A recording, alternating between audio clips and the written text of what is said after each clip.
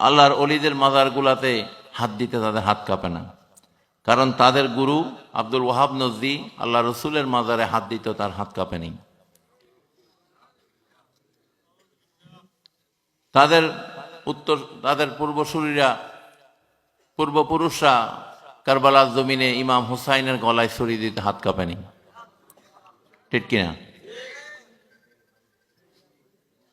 তো সুতরাং এগুলো সব একই সূত্রে গাথা। এই দেশে আমরা তরিকাপন্থী সুন্নি আহলে সুন্নাত জামাতের অনুসারীরা এই ওয়াহাবি খারিজি আকীদাকে আমরা প্রতিষ্ঠিত হতে দিতে পারি না, ঠিক কিনা?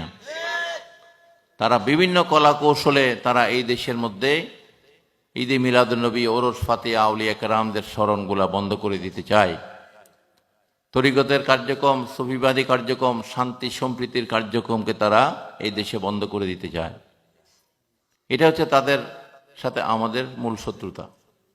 আমরা যদি তাদের সাথে এখন হাত মিলিয়ে ফেলি, এরকম লুটপাট করি, এরকম জ্বালাও পোড়াও করি, এভাবে মন্দিরগুলা বিভিন্ন ধর্মের অনুসারীদেরকে আঘাত করি, তাহলে দেখবেন আপনাদের সাথে মিলে যাবে।